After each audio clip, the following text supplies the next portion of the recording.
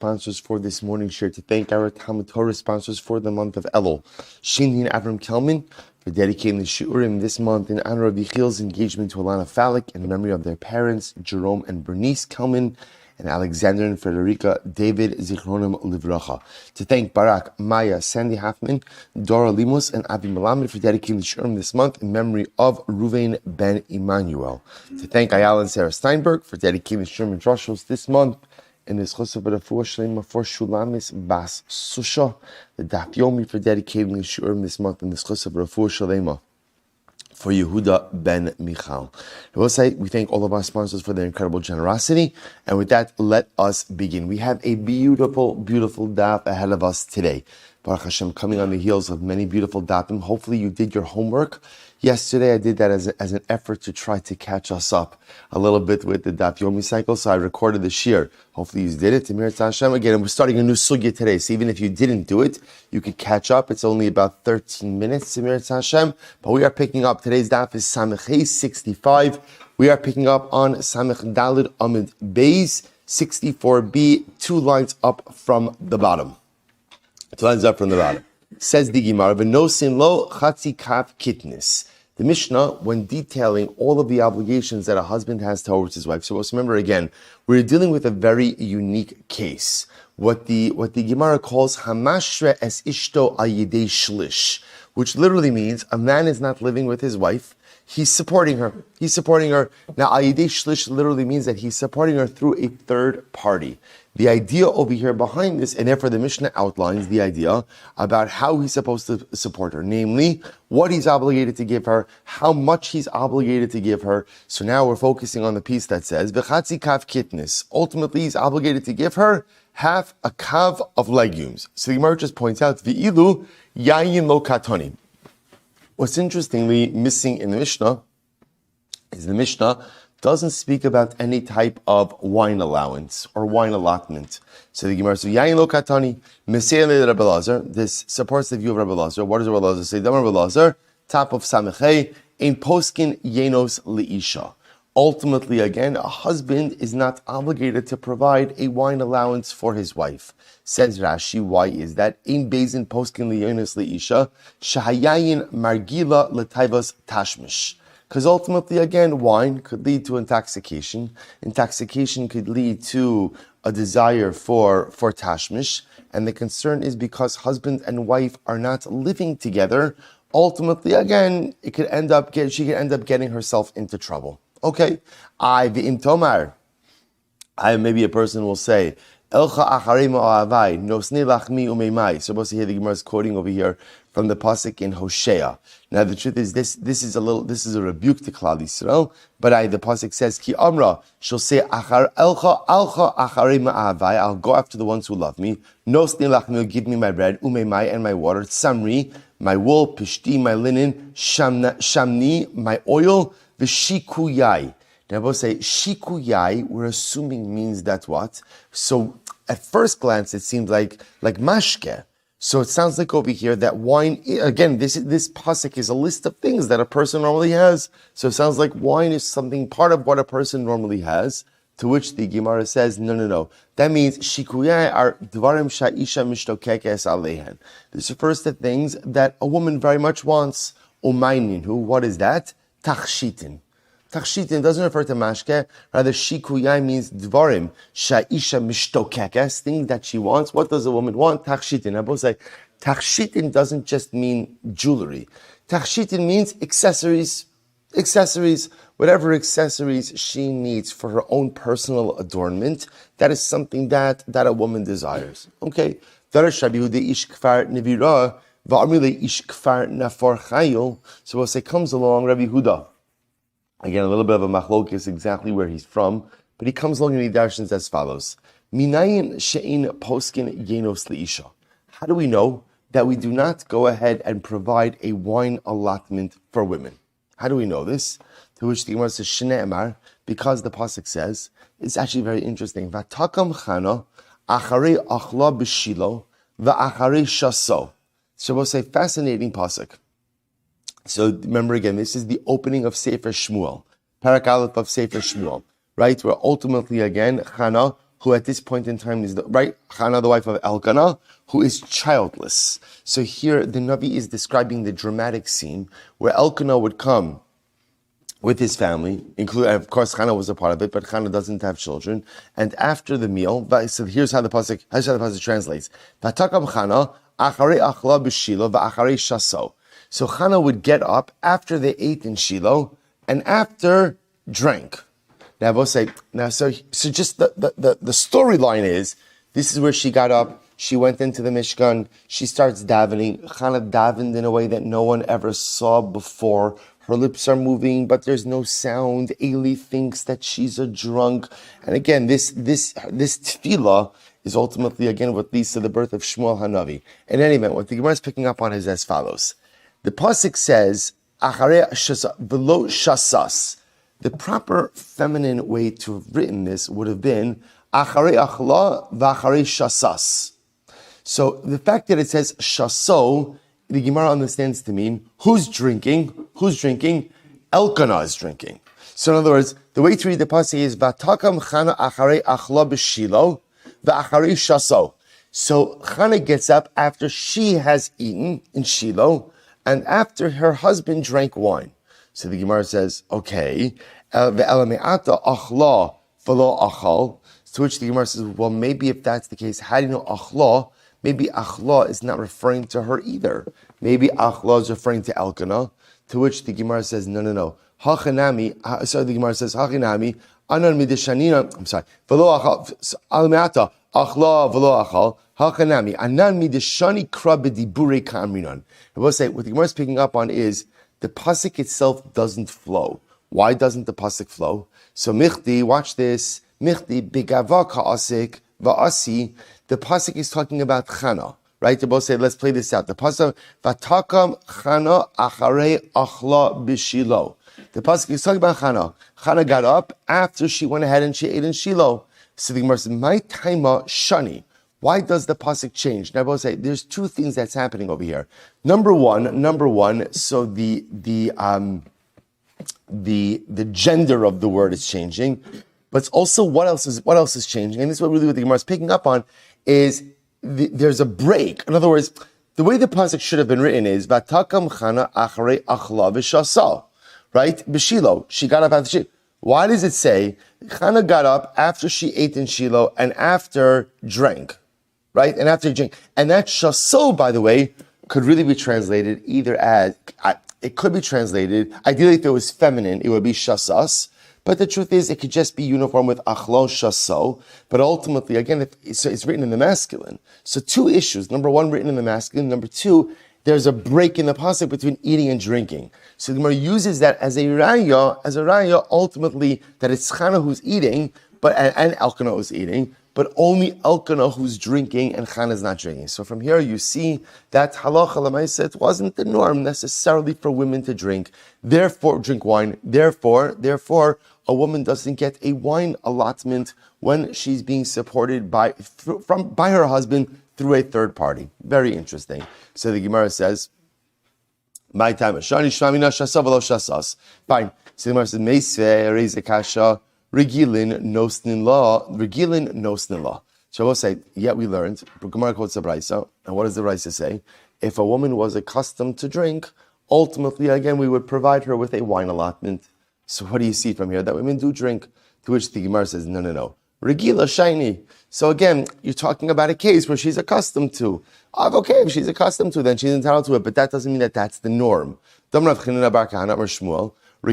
nosnin la kos echat.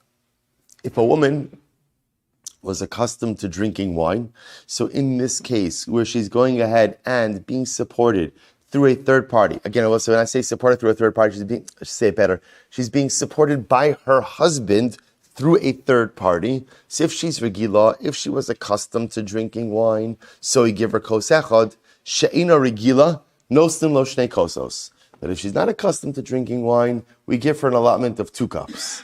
To which the Gemara says, what? What does that mean? Listen to that line. If she's accustomed to drinking, we give her 1 cup, right? An allotment of 1 cup. And if she's not accustomed to drinking, we give her an allotment of 2 cups. So my kamra, what are we saying? Rabbi, hachi kamra, that's what it means to say, regila bifnei baila shnei kosos. Shelo bifnei baila, no, sorry, regila bifnei baila shnei kosos. So we'll say, if this was a woman who, when she was living with her husband, was accustomed to drinking 2 cups of wine, shelo bifnei baila, when she's not with her husband, nostin la kos echad, we give her 1 cup of wine. Again, we'll see why this is. So the Gemara says, Ein regila bifnei baila ela kos echad. But if at the end of the day, she was only accustomed to drinking 1 cup of wine in front of her husband, shelo bifnei baila ein nosnin la kol ikar. Then when she's not with her husband, at the end of the day, we don't give her anything. No allotment. So we'll say, essentially, what the Gemara is saying over here is, if she was a drinker, whatever she would drink with her husband, her allotment is pared down. The other possibility is, regila nosnin la litzike gedera. We'll say the other possibility is that if she was accustomed to drinking wine, we would give her wine, but we would give her wine not for drinking purposes, but rather for cooking purposes. We'll say, I just want to point out, what's driving this whole wine discussion? Like, what is this? Especially, by the way, after we've seen that Chazal go out of their way on many different occasions, we'll see in today's daf, to extol, right, the positive qualities of wine. What the concern over here is as follows. This couple is not living together, right? Wine could easily lead to intimacy. The consumption of wine could lead to intimacy. The concern over here is, if they're not living together, if she has a wine allotment, is this going to pave the way for potential issues? That's what's driving this sugya. So now the Gemara said, okay, if she normally drinks wine, what we'll just do is, again, we'll provide a diminished wine allotment. Now, second possibility is, the only wine we're giving her an allotment is what? Cooking wine. So Gemara tells a story. Interesting story here. I will say there was once a story with the daughter-in-law of Nakdimon ben Gurion. I remember again, Nakdimon ben Gurion was one of the wealthy men of Yerushalayim, right? He was a contemporary of Kalbos Savua. So the Gemara says, apparently, Nakdimon ben Gurion had a son who passed away. So his daughter-in-law was widowed. She came to Beis Din for her. She was coming to Beis Din because she wanted support from the estate. So what did they do? Shepaskula Chachamim, first white line, I will say, Sasayim Yayin Litzike Kidera. They gave her 2 sa'ah of wine a week for cooking. And I will say, just so you know, that's enormous. That's an enormous amount of wine. I don't know what kind of dishes you're making, right? But Lamai said that is a lot of wine for cooking. Now, obviously, I will say, once she has that wine allotment, so she could do whatever she wants with it. In other words, so she's not cooking with it, what could she do with it? She could sell it. I don't know that she could drink it, because probably cooking wine was a different quality as drinking. But Lamai saw it was an asset that she had, and she got very upset. Erev Shabbos, Amr Lahen, she got upset at the Beis Din. And she cursed him. She said, Kach, tipasku libno seichem. So she cursed the Beis Din. She said to the rabbis on the Beis Din, your daughter should have this allotment. She was very upset. So I will say this is very interesting. So the rabbis heard this, and what they wanted to say was, oh my gosh, halavai, our daughters should go ahead and be supported like this by their husbands, by the estate. But listen to this. The Gemara says, Tana, shomeres yavam haisa. Apparently, again, her husband died without children. So she was a shomeres yavam. Ultimately, again, she was waiting for Yibum, and therefore, velo anu achareha amen. And therefore, they didn't say amen to this curse. In other words, let's say, here's what's fascinating. So she's cursing them. Your daughter should be in the same predicament. And they're like, oh, yeah. In other words, of course, our daughters, when they're supported by when their husbands pass away and they're supported by the estate, ultimately they should be in this predicament. They didn't answer amen because at the end of the day, why? She was subject to Yibum. So I'll say, here's what's fascinating about this. Had she not been subject to Yibum, they would have answered amen. But what's interesting about that? Right? This is a case of where she's a widow. So I will say, what's fascinating is like this. You see, sometimes the part that we don't, death is a fact of life, right? Everyone's going to die. And death, therefore, is an appropriate thing for us to think about and for us to contemplate. Let's remember the Gemara Maseches Brachas. We didn't get to Makas yet. Gemara Maseches Brachas, the Gemara says that if you're fighting with the Yetzer Hara, what should you do, right? If all else fails, what do you do in fighting with the Yetzer Hara? Yaskir lo yom hamisa. Remember the fact that you die. We saw this last night with the Piazetzna, right? The Piazetzna said last night in the Sefer B'nai Machshava Tova, which is such an incredible limud. The Piazetzna said, what's the question that plagues all of us? Remember his phrase? Sof, ma yihiyeh imadi. At the end of the day, sof, at the end of the day, ma yihiyeh imadi. So I will say, so the Rabbanim on this Beis Din say to themselves, look, one day our daughters will be widowed. In other words, one day, it's the derech, and often men die before women, right? So the Maia again, so I don't know if it's clinically true, but whatever, might have been true for them, right? So one day our daughters are going to be widowed. So at the end of the day, if they're going to be a widow, at least they should be supported in comfort. So they were going to say amen. They didn't say amen to it because it was a yibum situation. And being a shomeres yavam, obviously, it compounds the tragedy because it means that the man died without children. Incredible. So Tana kos echad yafal isha. Well, this is a very interesting Gemara. Kos echad yafal isha. 1 cup of wine is good for a woman. Shnayim nivuhu. 2 ultimately again can be degrading. So I will say what that means is sometimes 2 cups of wine allows people to act in ways that are inappropriate. Shlosha tova bapeh. 3 cups of wine, a woman will straight out ask her husband for intimacy. Now I will say, what's interesting to note is as follows. Generally, the Gemara assumes that it's not normally the derech of a woman to go ahead and actively or directly ask her husband for intimacy. The Gemara seems to feel that this is a din and sneas of women. But Lamaisa, again, 3 cups of wine, tova'as bapeh. Again, the inhibitions are lowered, and ultimately, again, she'll ask her husband directly. Arba afilu chamer tova'as b'shuk. Okay, so this is a little bit strong. So the Gemara says 4 cups of wine, she'll even petition a donkey. Now, both say, now, what is it? First of all, I want to point out, if this is true, whatever is true for women is 10 times worse for men. Right? So if a woman is petitioning a donkey, right, after 4 cups of wine, like a man is standing at the chuppah, with the donkey. So what I want to point out is this is not literal. What are Chazal trying to highlight over here? What are they trying to highlight? That wine gets people into trouble, which is maisim b'chol yom.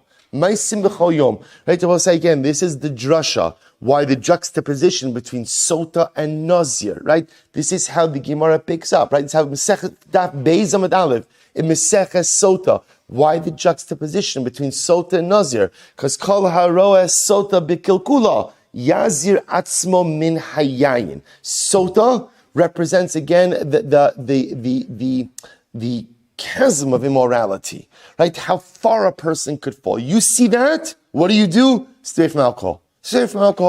The idea that, so we'll say when the Gemara says 4 cups, she's going to be petitioning a donkey? Really? That's, again, I just want to point out, so the same woman who would never go ahead and actively ask her husband for relations because she's too tsanua, 4 cups of wine, she's with the donkey. We go from beast to beast, yeah? No.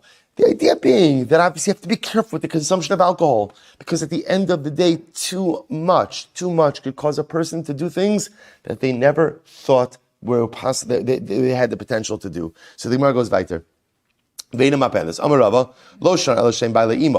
first, all of these things also, and this is actually interesting, this is all of these things about a woman potentially getting herself into trouble with immorality is only in a situation where her husband's not with her. But if her husband is with her, we're not concerned because if she does have a desire for intimacy, her husband is there, which I will say, by the way, is another incredible Musar Haskell. How a person does have to be careful, additionally careful, with alcohol consumption when they're not with their spouse. Person drinks a little bit and has a desire for intimacy. Okay, if they're with their spouse, then they could satisfy that desire in a meaningful and permitted way. But this again, just want to say, it's not for now, but people get themselves into a lot of trouble, additional trouble, on business trips, on places away where sometimes there's drinking and they're not with. A person has to be mindful, no matter how responsible and how on top of things you think that you may be. People are people. Too much alcohol could get a person into the worst kind of trouble. So the Gemara goes back to the Gemara says, Chana the Baili Imahu. We'll say 1 second, Chana, her husband was with her. Let's go full circle. So remember again, I will say, what's our raya that women weren't drinking wine? What's the raya? Chana, because the pasuk says Chana got up after she ate in Shiloh and drank. And now we determined that and drank refers to who? Refers to Elkanah. So we'll say now this whole thing saying, okay, but what's wrong with a woman drinking if she's with her husband? What's wrong with that? In other words, again, even if the wine engenders a desire for intimacy, her husband's right there. So why can't Chana drink? So we'll say, this is fascinating. So the Gemara says, Chana debayli imahu bachsanoi. Elkanah and Chana were a guest at someone's home. We'll say, remember again, Elkanah and Chana did not live in Shiloh. They were traveling from the north. So therefore, again, they were a guest in someone's home. What does that have to do with anything? How do we know that a guest should not have relations in their host's home? So we'll say this is a din that the Gemara highlights, and the Gemara says Shina Emar because the pasuk quotes Vayashkimu baboker. They went ahead and they woke up in the morning. Vayishtachavu lifnei Hashem. Ultimately, again, they davened in Shiloh. Vayashuvu vayavohu el beisam. They went back home. This is Chanan Elkanah. Vayavohu el beisam haramasa. They went back home to the Ramah in the north of Eretz Yisrael. Vayeda Elkanah es Chana ishto. Vayiskereha Hashem.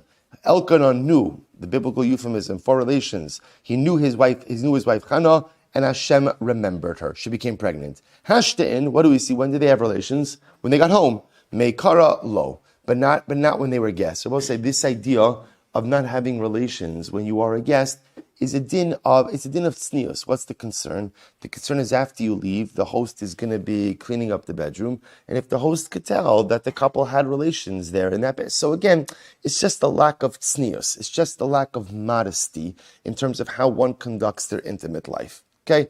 Now we'll say this is a wild story. Get ready for this. Choma devisu da Abaye. Choma, that's her name. Rashi says over here, Choma, that's her name. She was the wife of Abaye. Now just to point out over here, Abaye died. That's the situation over here. Abaye died. So now Choma is showing up in Beis Din, and Choma is asking the Beis Din to help create for her an allotment from the estate. Okay, so Choma de Visuda Abaye asala kamei de Rava. She came before Rava and his Beis Din. Amrale psok li mizoni. So she said, can you please give me a mazonos allotment from the estate? Pasakla, they gave her a mazonos allotment. Psok li chamra, give me a wine allotment, please. Amrale, Rava said, Yedana be benachmani de lo havashasi. I know that Nachmani, I will say Nachmani is the name that they used to, Nachmani is also how Abaye was known. So I happen to know that Nachmani did not drink wine. So what Rav is saying to Choma is, I don't say, why do you need a wine allotment? I know that your husband, he never drank wine. So why do you need a wine allotment? So listen to this. Amrale, she said to him, Rava, you're mistaken. Chaye demar, right? By your life, I will tell you to have a mashkile bishuf razi ki hai. So ultimately, again, she used to say, so the Gemara says, she says, I'm telling you, you're wrong. I used to give him to drink bishufrazi. I will say, what's a shufrazi? Rashi says, last white line of Rashi, shufrazi, kivim aruchim. These were large or long goblets. So she was describing, not only did he drink wine, right? But he drank wine out of large goblets. So let's listen to this. So the Gemara says, Bahadita kamach vilei. As Choma, now I will say, apparently when Choma was in Beis Din, what she was doing was like this, is she was describing the size of the goblet, like with her arms, right? He would drink wine with goblets, this big. So as she was doing that, Bahadi de kamach vilei igloi dar'a, so her arm became exposed. Nafal nohura bebeidina, and a light shone in the Beis Din. Choma was very beautiful. Was a very beautiful woman. And apparently she had radiant skin. So she's tsanua, she's covered, but when she extends her arms to show the size of the goblets that her husband, Abaye, used to drink from, her arm becomes uncovered. What happens? I will say that lashon of nafal nahora bebeidina, like a light fell on Beis Din, meant that she was a very noticeable woman, a beautiful and attractive woman, and now a part of her body that was normally covered, granted was an arm, became exposed. So come Rava got up, all lebese, he went home, Tava lebas Rav Chisda. Now I will say, Bas Rav Chisda is his wife, right? He was married to the daughter of Chisda. So it was an interesting case over here. So Rava comes home in the middle of the day, and he asks his wife if they could be intimate with each other. Okay, so this is incredible. Amrle Bas Rav Chisda, man havi ha'idna bebeidina. So, okay. So this is an interesting one, right? So Mrs. Rava said, okay, nice to see you. Tell me what happened at work today, right? In other words, what's going on? What's going on over here? Right? So what's going on over here? So man hava havi ha'idna. So Amrle choma devisu da'abaye. Oh, it was choma. I don't know. I think that this is one of these situations we're allowed to change the truth for the sake of shalom bayis. But in any event, right? So what happens? So Rava comes along and says, oh, Choma wasn't Beis Din. Choma came in order to go ahead and settle up the matters of the estate in Beis Din. So get ready for this. Nafka Abasra. So Mrs. Rava goes out to find Choma. Machta le bekulfi deshida. And she ran after her to beat her up with the lock of a chest. All right, kulfi deshida means a lock, literally a lock of a chest, of a chest. Until she chased her out of mechuza. So we'll say, so this is Mrs. Rava runs Choma out of town. Amrallah, she says to Choma, Katlas lech tlasa. You've already killed 3 husbands. Va'asa lemikdal achrina. And now you want to find husband number 4 to kill him too. I will say Choma Abaye was Choma's 3rd husband. There was a homachlokis actually about, there's the concept of katlanis. Katlanis is a woman whose husbands die. At a certain point in time, we are concerned that there's something with this woman that all of her husbands die. There's a machlokes of how many husbands have to die in order to be called a katlanis. Is it 2 or is it 3? Interestingly enough, Abaye paskin that it's 3. And that's why he felt comfortable marrying Choma. And interestingly enough, he dies. I will say now, Abaye was old, right? But he died. So the Maisa now, Mrs. Rava's coming along and saying, Choma, get out of here, right? Now you have 3 dead husbands, right? Are you looking for husband number 4? Okay, an interesting Gemara. I will say, but again, it's yeah. Okay, so let's go back there. So Gemara says as follows: Divisid Rav Yosef Bereid Rava, Asoy leKamed Rav Nechemia Bereid Rav Yosef. So we'll say now another story. I will say these are all stories of widows coming to Beis Din, trying to go ahead and establish support. So now the wife, when we say the wife, it really means the widow of Rav Yosef, the son of Rava, Asay leKamed Rav Nechemia Bereid Rav Yosef, comes before Rav Nechemia. Amrulei, she said to him, Psok li mizone. Pasukla. So she said, can you arrange, she's a widow, can you arrange for me support from the estate? He arranges for her. Pasukla, Pasuk li chamra, can you arrange for me wine? Pasukla, he gives to her. One second, that's it, he just gives to her. So Amrullah, he said to her, Yadana behu bebnei mechuza de shasi chamra. I know that you're from mechuza, and I know in mechuza it was common for women to drink wine. Okay, so I will say, so again, just highlighting the idea that halacha l'maisa, there is a wine allotment if a woman was accustomed to drinking wine. Good. Tivisud Rav Yosef Bereid Rav Menashia mid Devil. So the widow of Rav Yosef, the son of Rav Menashia from Devil, Asal Kamed Rav Yosef, came before Rav Yosef. Amrle, Psok li mizone. Can you establish for me a mizonos allotment? So Pasakla, he arranged for her. Pasok li chamra. Can you go ahead and give me a wine allotment? So Pasakla, he gave to her. Psok li shirai. Can you give me a silk allotment? A silk garment allotment. Amrla, shirai lama. Why do you need silk? So this is incredible. Amrla, you know why I need silk? Lecha, ulechaverecha, ulechavrurecha. For you and for your friends and for your friends' friends. Now we'll say, what does that mean? Take a look at Rashi. Rashi says, Lechavrecha lechavrecha shelo esbaze ala brios michvodi arishon lo b'fanecha v'lo b'fnei chavirecha. What she was saying is, it's important for me to be able to maintain my same standing in front of the same social groups I had when I was married. See, I was saying, this is an incredible yesod, that sometimes the peace, when a person, Rahman al-Islam, loses a spouse, in addition to the loss of companionship that a person experiences, there's also a loss of social standing to a certain degree, right? In other words, that I'm part of a group, I'm part of a chevra, and often again that chevra is my chevra, that chevra is my wife's chevra, right? And so there's a social impact when a person is, and this is so incredibly important, because often we don't necessarily have this same level of sensitivity.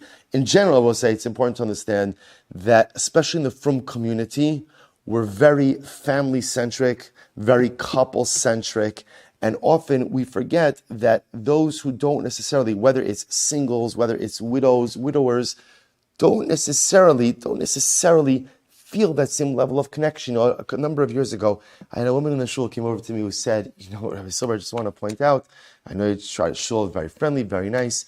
After davening sometimes is the most difficult part of Shabbos for me.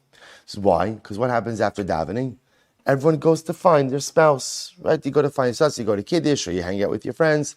She's like, at that moment, every single week, it's drilled home to me what I don't have. And I will say that's not anyone doing anything wrong, right? That's not anyone chas v'shalom, not paying attention to the almanah. It's just a sensitivity. It's just a sensitivity. There's sometimes just what we call the activities of daily living in our Yiddishkeit, in our shul life, in our communal life, in our Shabbos life, reinforce sometimes what a person is lacking. And so this is incredible. So here this woman is coming before Rabbi Yosef, and she's like, I just want to be able to dress the same way that I did when I was married. That's all. Like, I feel different because I'm a widow. I am different because I'm a widow. My life is different because I'm a widow. But at least I want to be able to look the same, so at least I don't feel externally, socially isolated. An incredible Gemara. V'nosin lamito mapas. So remember again, the Mishnah says, husband has to give his wife a bed, a mita and a mapat. So the Gemara says, mapat umachatzelas lamalo. Why do you need both a mapat and a machatzelas? So also remember again, we had this in yesterday's daf. The mapats, the machatzelas is a hard mat. The mapats is a soft mat. But if she already has a mita, she already has a bed, why does she need these things? So the Gemara is lamli diyavla amra papa ba'asra denehi dimalu purya bechavle. So the mivgar, because we'll say why. Here's what's interesting.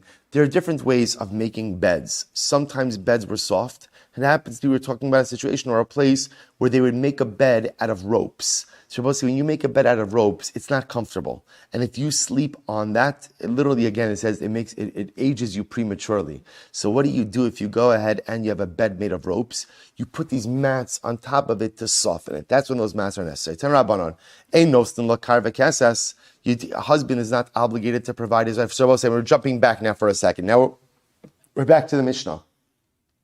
Right, and in the Mishnah, we've been in the Mishnah the whole time. Now in the Mishnah, remember again, so it said, it did not make any mention of a pillow or a blanket. Pillow and a blanket, karin kasas.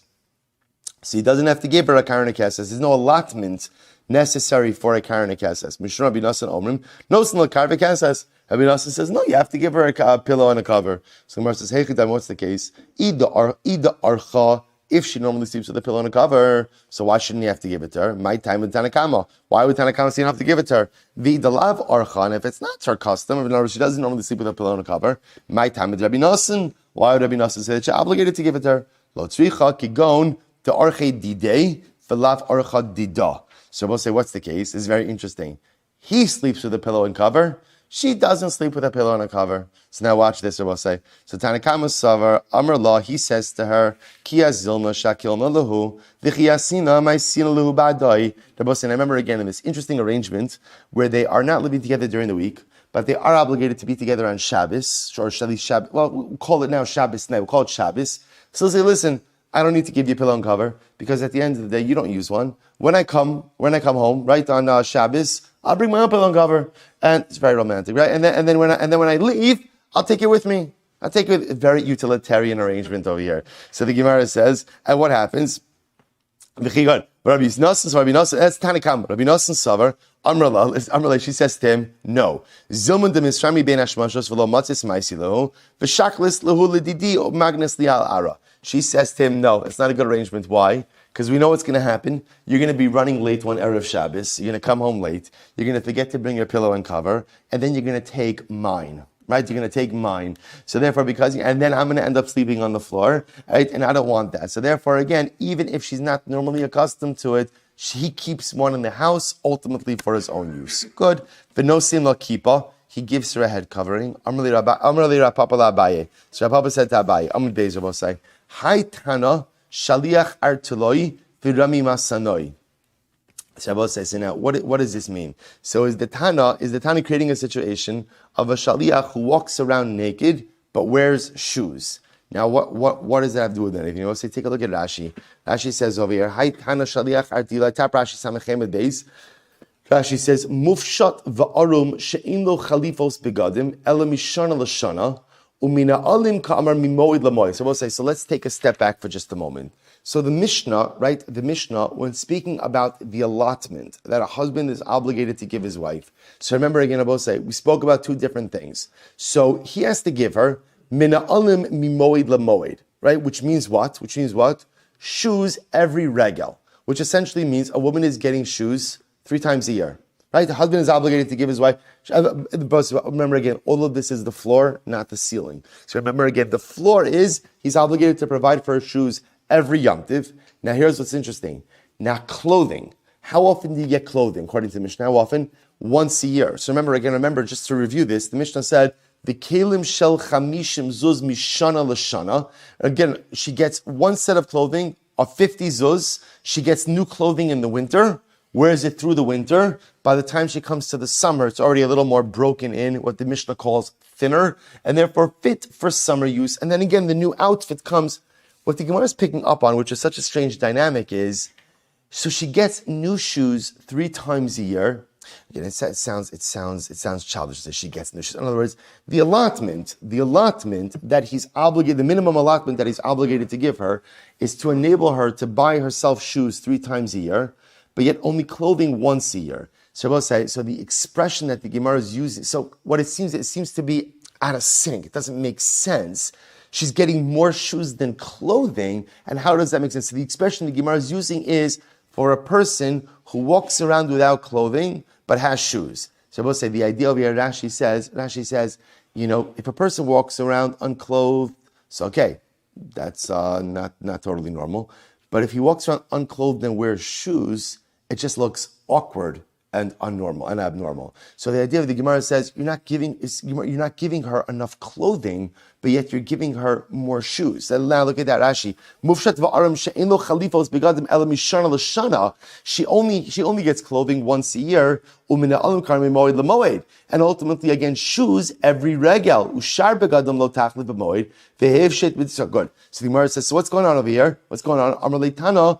Second line, both say Samechem 65b. Amar leitana mimakom harim kai. So Amar le tana mimakom harim kai. The Tana is talking about a case where the husband and wife live in a more mountainous region. So I will say, what happens if you live in a mountainous region? You go through shoes more quickly. So because ultimately, again, you're going through your shoes more quickly, therefore what? Therefore, that's why they have to be replaced on a more regular basis. The losagya below tlasa zugi. Masana. It's not enough if you go through the year without 3 pairs of shoes. The agav orche. So therefore, I will say, interestingly enough, the Gemara's understanding that the 3 pair of shoes represents a need if you live in a region where there's a lot of more, what's the word?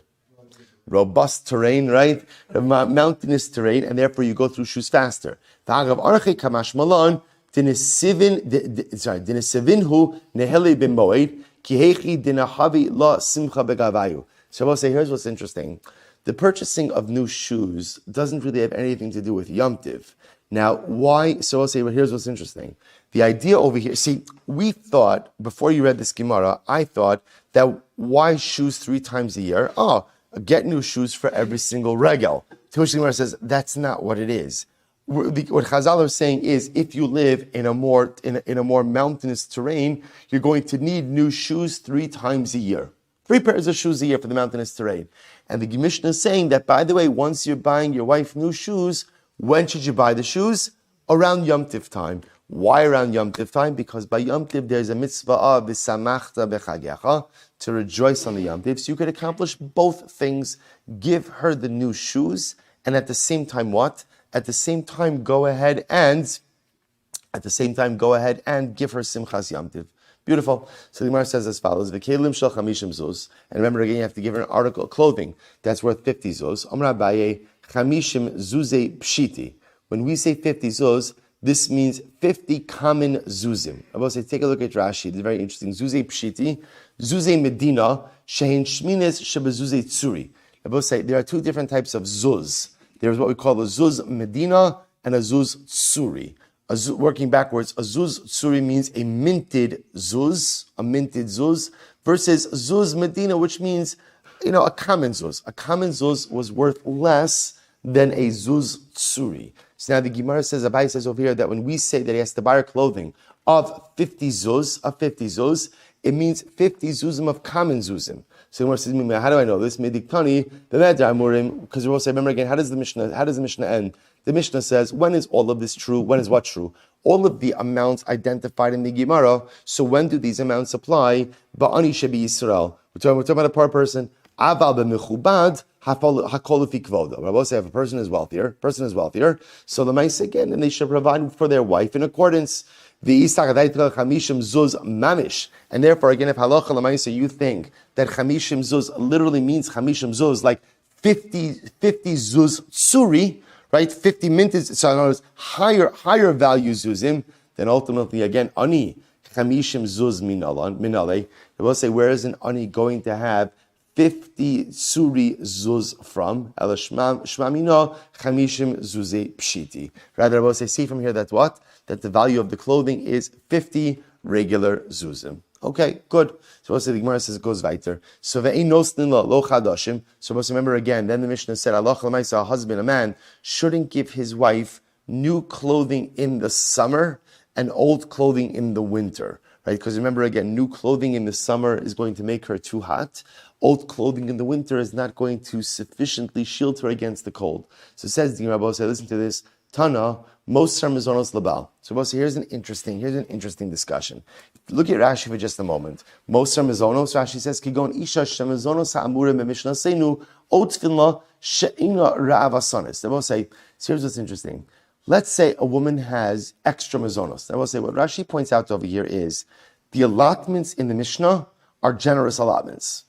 They're generous allotments, which seems to indicate to us, according to Rashi, that most people would not consume this amount, right? But that's okay. It's meant to be a generous allotment so that a woman should have everything that she needs. So the Gemara says, so what is the status of leftover food? So again, let's just go back. He gives her 2 kav of wheat a week. Okay, there's a half a kav left. Who gets that? So the Gemara says, most mazonos labal. Any leftover food, literally leftover mazonos, ultimately goes to the husband. Mosar belaos liisha. Now, here's what's interesting. What about leftover clothing? Mosar belaos. So I'll say, where does mosar belaos come up? Mosar belaos comes up like this. So remember, husband's obligated to buy his wife new clothing. How often? Once a year. So I'll say, so now let's say a husband buys, right? Reuven buys Rachel the new clothing, 50 zuz clothing, Rosh Hashanah. A year goes by now. Now she gets new clothing. So we'll say, so now the old clothing is still there. The old clothing also still has a value. So who gets that old clothing? Mosar belaos liisha. So the Brisa says the woman gets to keep the worn out clothing. So the Gemara said, Mosar belaos liisha lamala. Why does the woman get to keep the worn out clothing? Amarachba shemiskase bahen bimeni dasa. We'll say because the worn out clothing, that's what she wears when she's in nida. Why? Kedei shlo tiskana al baila. In order that she should not become repulsive to her husband. Now, what does that mean? Look at Rashi. So this kind of abayla b'mei tarasa b'lavashas begadim shalavsha b'mei nidos. I will say because in other words, there's a concern that if she wears the same clothing when she's a tahora, that she wears when she's a nida, that perhaps her husband might find her a bit unattractive. Okay, so therefore we use the belows, the worn out clothing becomes the clothing ultimately again that she wears during her days of nidus. We learn Mosar Balaos Almana Liyarshav. But I will say, but 1 second. If you look at the case of Yerusha, listen to this. Let's say I have an Almana, right? So Rachel's married to Reuven. Reuven dies. Rachel is being supported by the estate, so she gets an allotment. She also gets a clothing allotment. So I will say, Sinah halacha lamaisa. We're going to see that the estate is also, we'll say, by the way, estate support very much mirrors our Mishnah, right? So, for example, a woman's an almana, the estate of the deceased husband is obligated to give her clothing once a year, worth 50 zuz. So now, but yet, the following year, when she gets new clothing, the belows, the old clothing, become the property of the estate. So why is it that over here, right, in the case of her husband who's supporting her, the belows belong to her, but in the case of the estate, the belows belong to the estate? What's the pshat? Hasam hu delo tiskani ba'pei, hacha tiskani b'tiskani. It also makes perfect sense. Why does the woman get to keep the belows in a case where her husband is alive? Because we want her to wear the belows when she's a nida. That way again, her other clothing could be associated with her yemei tara.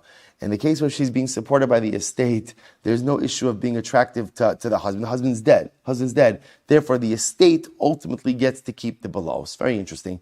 No sin lamakes. Furthermore, again, halacha lamaisa. Halacha lamaisa has to give her a makes. Now here, the Mishnah is really commenting on the last part. The Mishnah said, va'ocheles imo melele Shabbos lelele Shabbos. They eat together Shabbos night.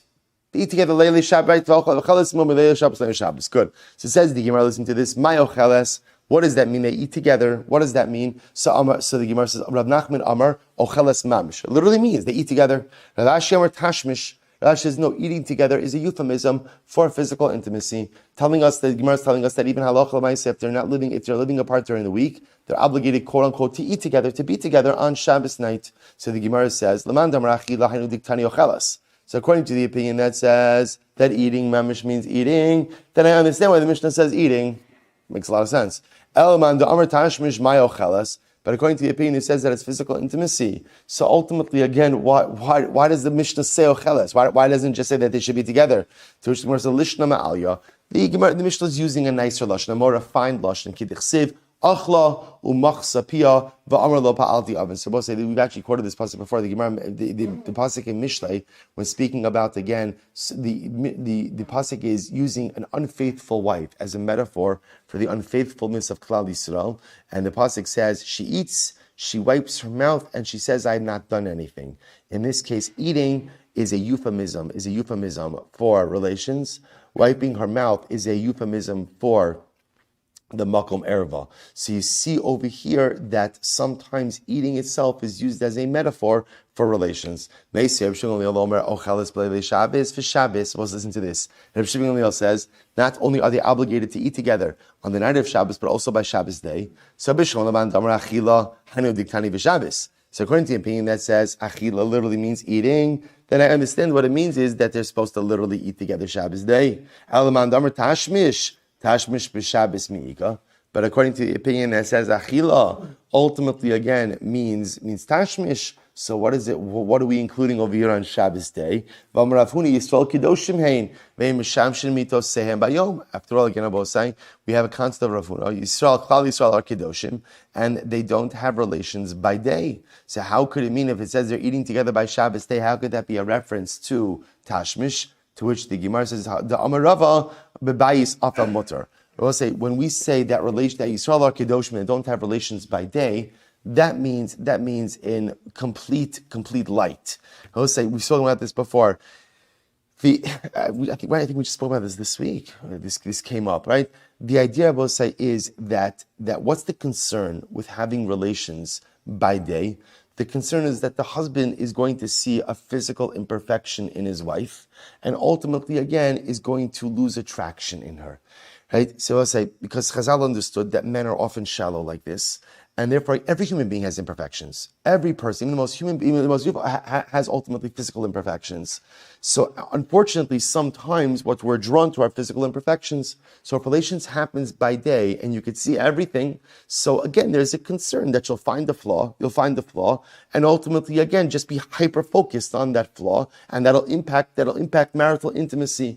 Therefore, Chazal said, better to have relations in a darkened room.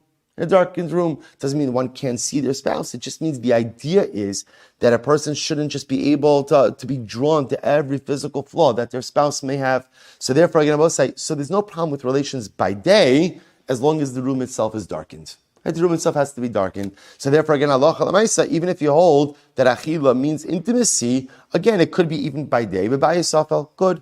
Vim Haisa Manika. So what the Gemara says as follows: Darash Rabbi Ula Rabba Pischa de Benesia. Rabbi Ula Rabba darshan at the entrance of the house of the Nasi. Afapi Sha'amru Ein Adam Zan Espanav Espinosav Kishem Kitanim. Even though we established, we went through this whole sugya, that a man is not obligated to support his minor children, right? Technically, there's no obligation. We've seen this before. Avazan kitane kitanim. But you should support your very young children. How old are very young children? Ad kama, up until what age is one obligated to support kitane kitanim? Ad ben sheish. Up till 6 years old. Up till 6 years old, it's really appropriate for a parent to go ahead and support their children. Past 6, you don't have to support. Because remember again, we did this whole sugya, right? We did this entire sugya. So the Gemara says, Kid Ravasi, Dam Ravasi, Katan ben Sheish, Yotze be'erev imo. It was it's very interesting because a child up to 6 years old can be included in the erev of his mother. Now, what does this mean? Take a quick look at Rashi. Yotze be'erev imo. Erva imo utzapon, va'aviv ledarom, imo molichaso etzla, ve'in aviv molicho etzlo, shadainu tzarch li'imo, ubasra shajua rabbanon. So Moshe said, this is very interesting. If, let's say, again, Reuven and Rachel are married, they have a son. Rachel makes an eruv tchumen to the east, and Reuven makes one to the west. Who does the child go with? The child is included in the mother's eruv, not the father's. Because a child, up until the age of 6, needs his mother, and therefore, by definition, he's also included in the support obligation of his mother as well. So the Gemara says, good. So the Gemara says, Mimai, Mediktani, listen to this. Mediktani haisa minika. Our Mishnah said that if the mother was nursing, pochsin la mimasi adeha, we diminish the amount of money she has to bring into the house, and we add on to her food stipend. So why do we add on to her food stipend? My timer, because she has to feed her child who is with her as well. The Gemara is trying to prove from the Mishnah that Allah Maisa, father is obligated to support his young child. That's why, again, we diminish her earnings obligation, but we increase her food supplement. Why are we increasing her food supplement? Because that goes to support her young child. To which maybe not. Maybe the reason we increase her food supplement is because since she's a nursing mother, she's considered to be a chola. If that's the case, then let it write if she was a chola. So the Gemara says, why does it say if she was nursing? Maybe the Mishnah is coming to teach us that a nursing woman in general is considered to be in the halachic category of a minika, to which the Gemara says, therefore the Gemara says it's not conclusive. So the point of what I will say is, you can't bring a raya from our Mishnah. We're trying to bring a raya from our Mishnah about the concept that a father is obligated to support his very young children. We're trying to bring that from the case of minika, to which the Gemara says you can't bring a raya from that case. Last halacha, I will say, unrelated halacha, itmar, Amri Shimon Levi, Mosifin lo yayin, shehayayin yafa lechalav. Now let's say this is fascinating and a wonderful bookend to the sugya. We started out today's daf by saying that the Mishnah doesn't provide for any wine allotment, And now we went through that whole sugya, doing women do drink wine, don't drink wine, conflicts, they do drink wine, don't drink, good. Now the Gemara, as Parak on Zavazin, Shimon Levi says, by the way, if she's nursing, Mosifin lo yayin, we do add on a wine allotment. Why? Shayayin yafet lechalav. For wine is good to enhance milk supply. Bosai, hadjun alach apapi, mazel tov. What a week, mazel tov. All right, Chevron Zoom. Have a great day, everyone. A good Shabbos.